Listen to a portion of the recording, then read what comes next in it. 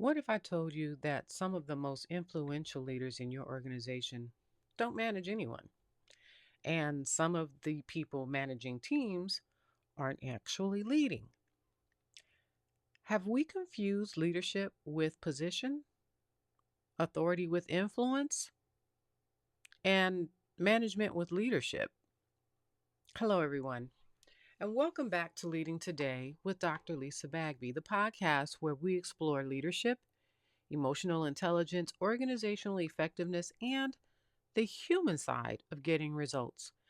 I'm your host, Dr. Lisa Bagby, leadership coach, consultant, speaker, and organizational leader.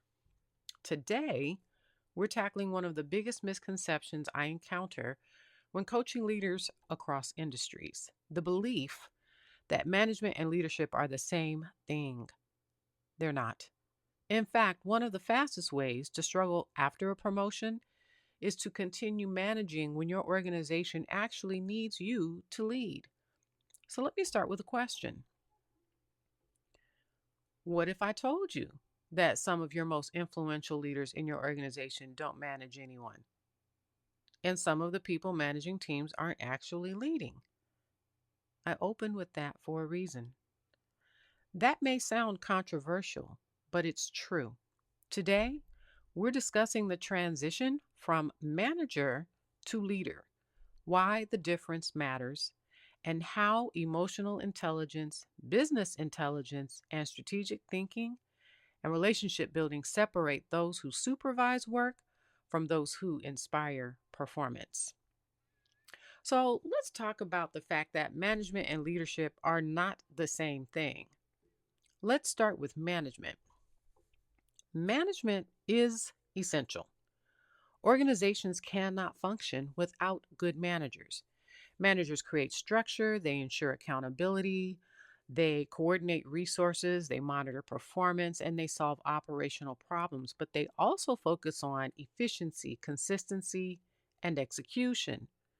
A manager's primary question is, how do we get the work done correctly and on time?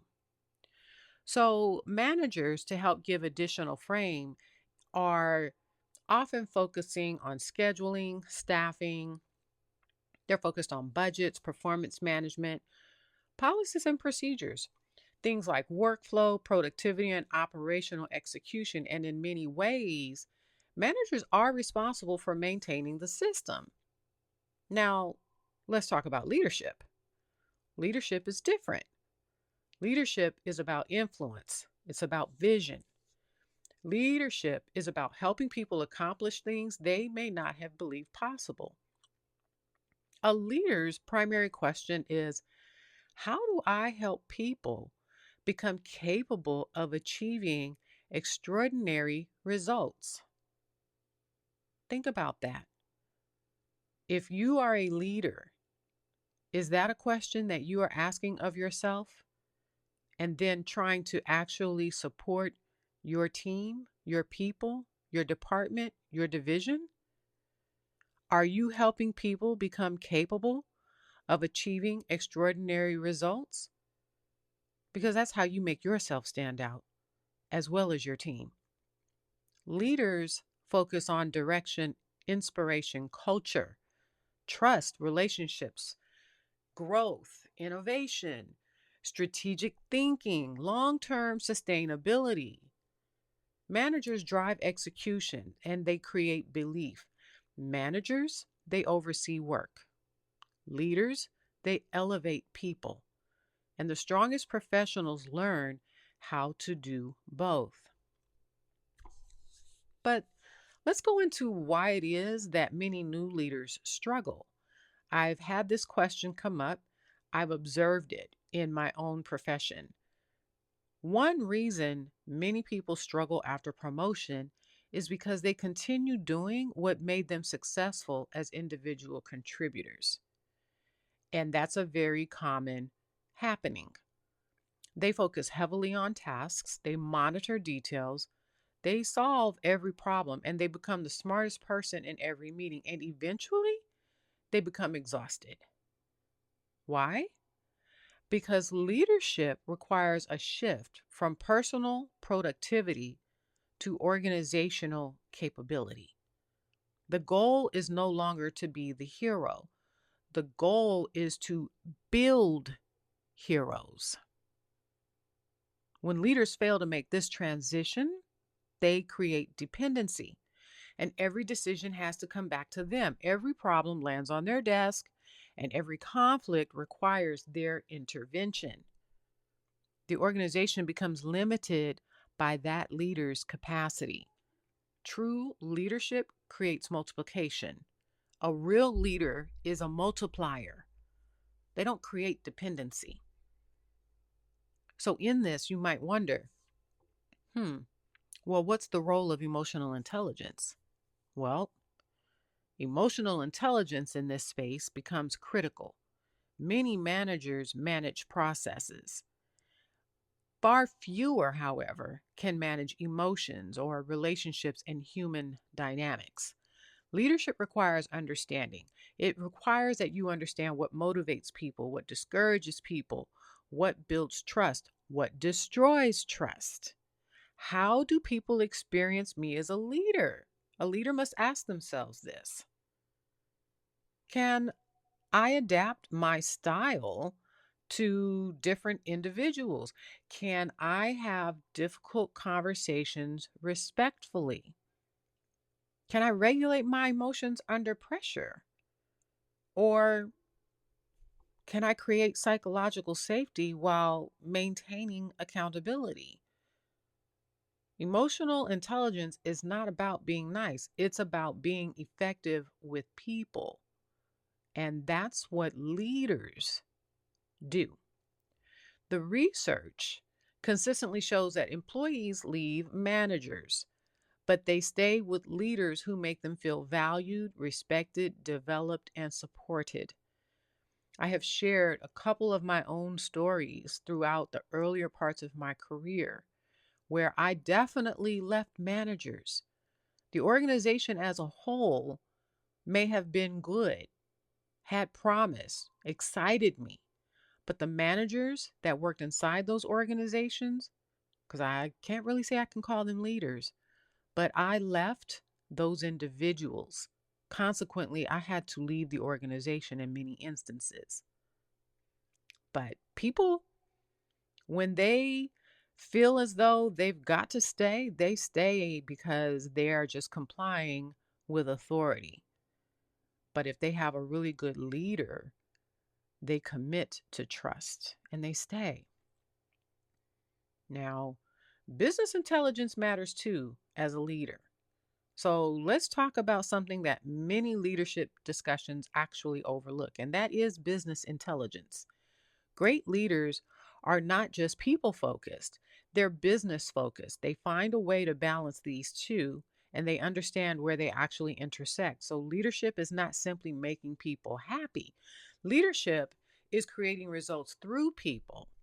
And strong leaders, well, they understand a few things. They understand what drives revenue, what impacts profitability, what influences things like in a healthcare organization, for instance, they understand the influence on patient outcomes, what affects engagement, what metrics matter, what trends should concern us, what data tells us about the future. Business intelligence helps leaders move from reacting to anticipating. Managers often focus on today's problems. Leaders study data to predict tomorrow's challenges. They understand patterns. They identify risks early. They connect decisions across systems. Leaders also rely on the expertise of their team to be informed.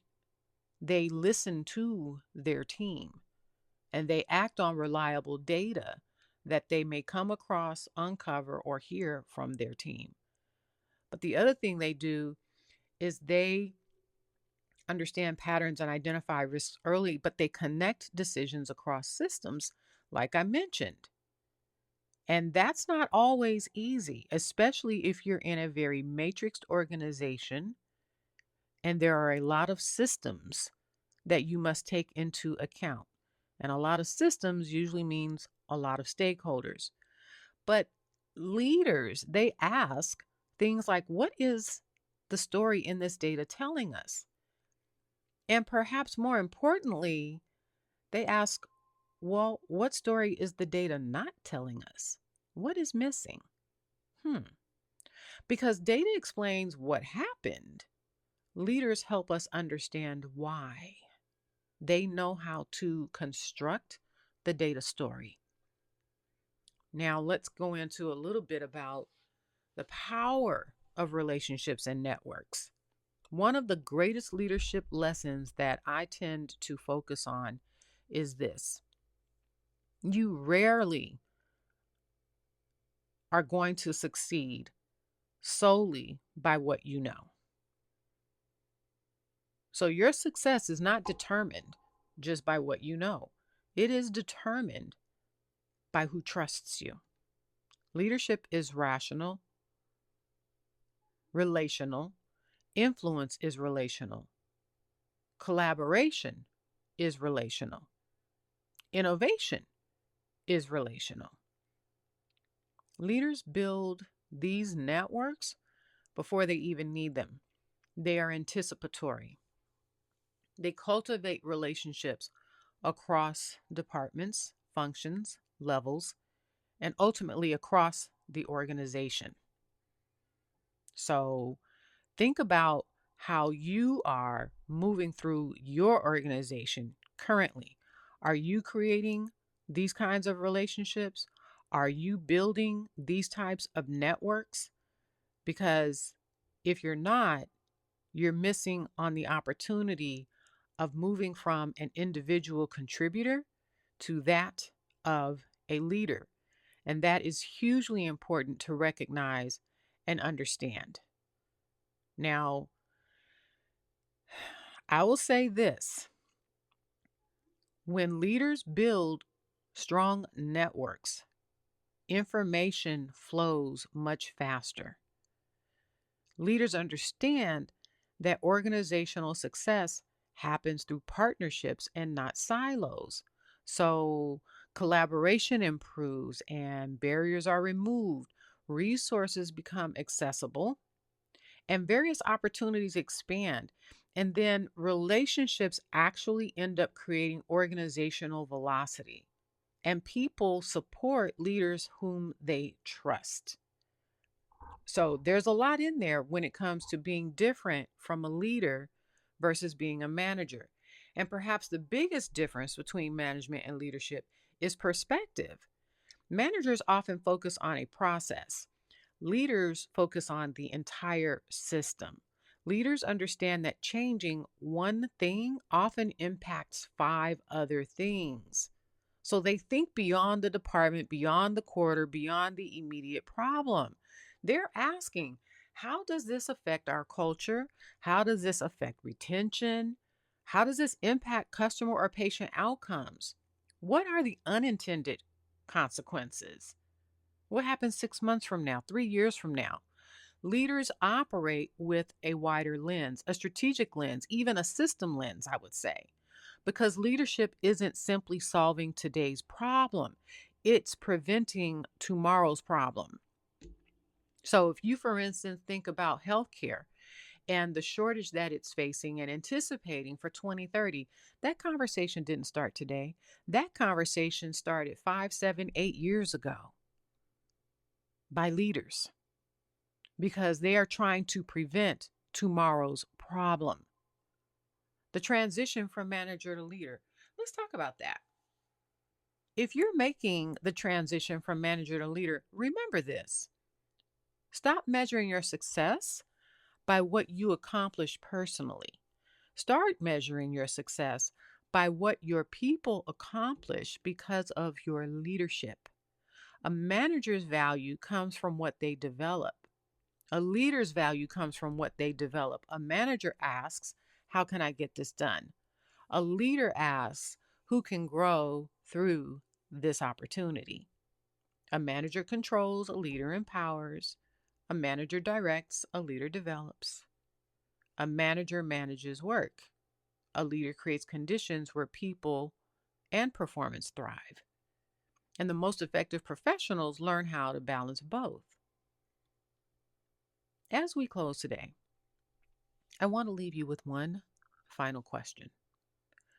Are you spending most of your time managing work or leading people? Because your answer may reveal exactly where your next level of growth exists. Leadership isn't a title, it's not a position, it's not a box on an organizational chart.